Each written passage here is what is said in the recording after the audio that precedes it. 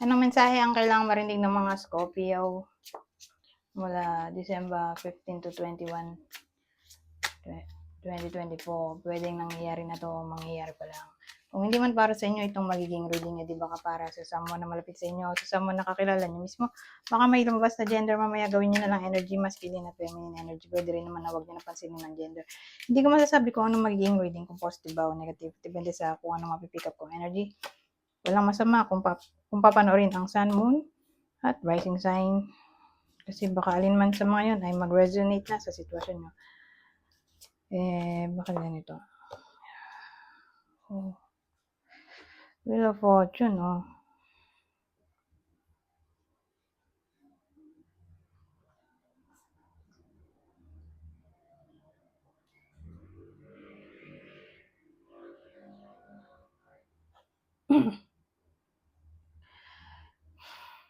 So, tungkol saan to? Gawin natin itong ano ba itong Wheel of Fortune.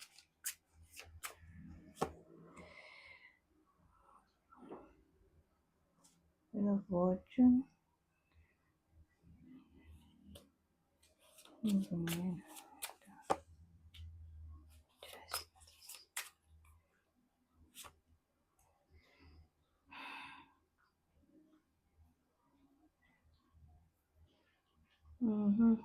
So, kinlarify natin yung Wheel of Fortune.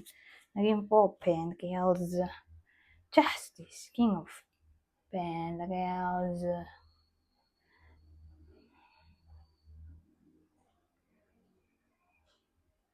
ano yun?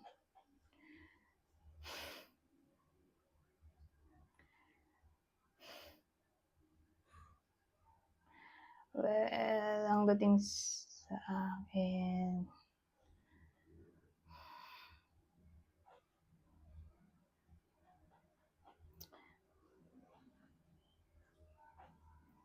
ano to opportunity. May dumating na blessing, opportunity.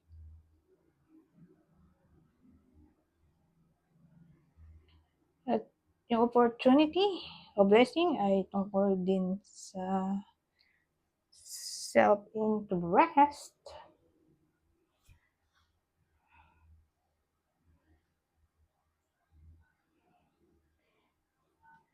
Ang bida natin, lalaking moreno.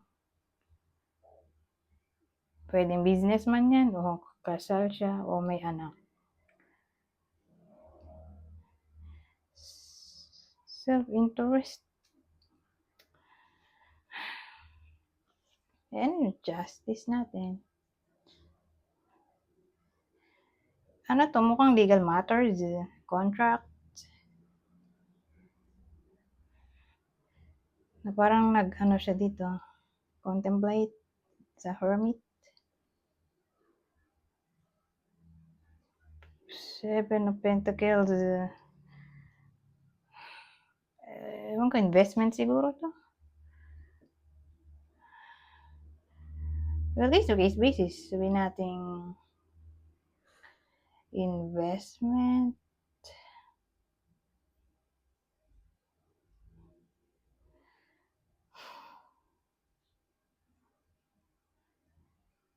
Education.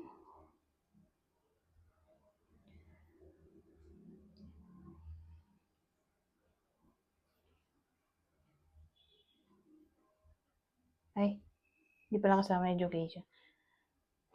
Investment.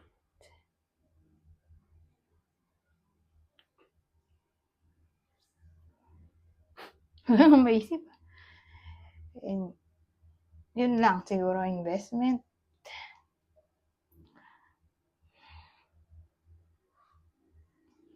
Nag-contemplate tungkol sa investment ng pera. O kung saan nilalagay yung pera niya.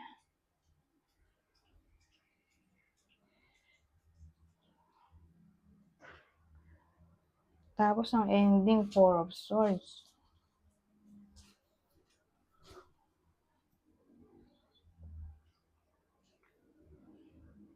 Walang nangyari.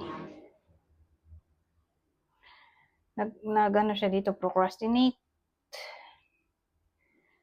So, yung blessing ay may kinalaman sa self-interest. So, ewan ko kung anong self-interest yan. Pero probably tungkol sa investment. Saan ilalagay yung energy niya? Panahon, time, money, energy.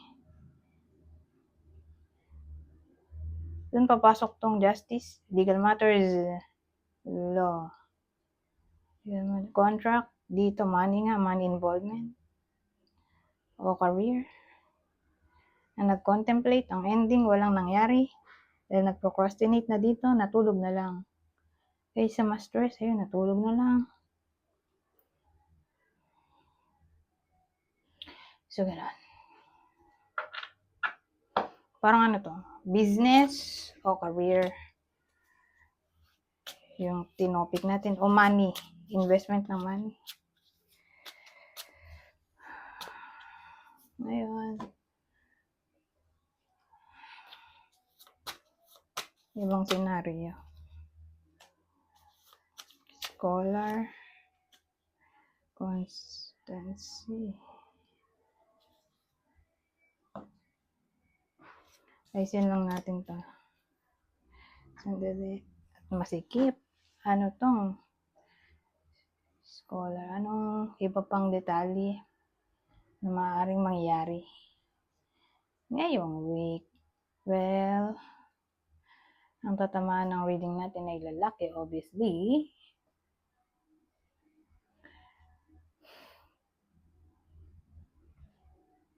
Siguro, lalaki in general. Pwede rin namang 40 pataas. Pero lalaki in general na lang. With a partner to o anyone na malapit sa inyo.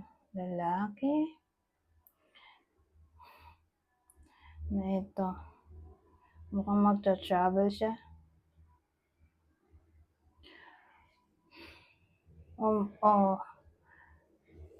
May mangyayaring maganda sa buhay niya.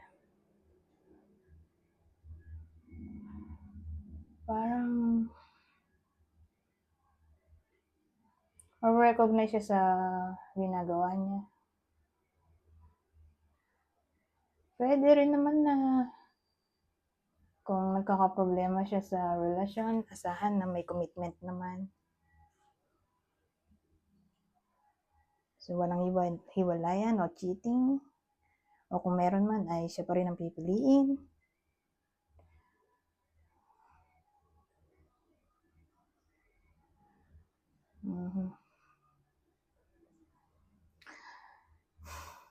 Mare-rewardan ng kanyang effort. Ayun lang.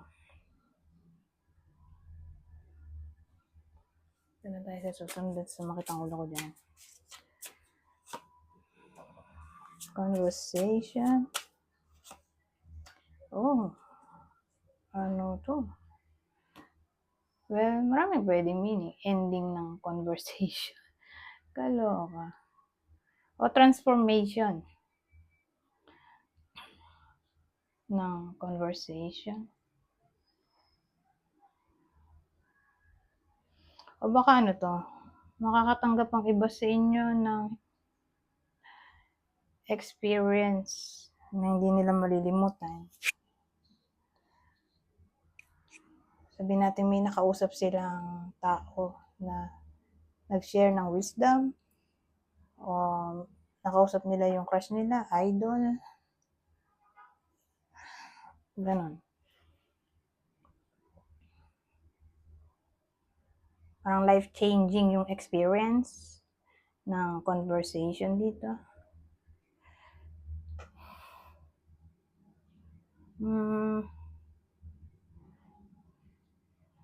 Pero ano pa kaya ang ibang meaning nito?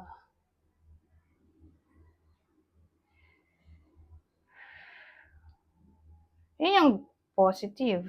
Kung negative,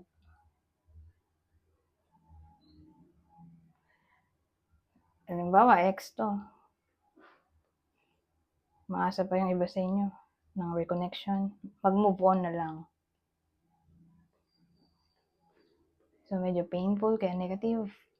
Pero yun yung best na advice sa week na to.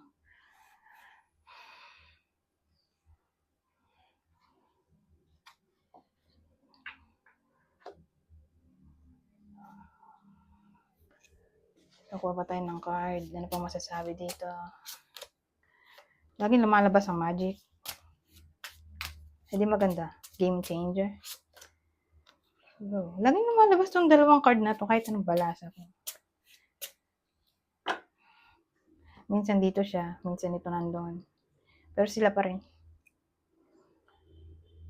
Na para bang may chance ng magic. So, pag sinabi mong magic, matatransform yung bagay, sitwasyon sa gusto nyong mangyari. O in a good way. Kung mag-go with the flow. Anyways, hanggang dito na lang. Goodbye for now.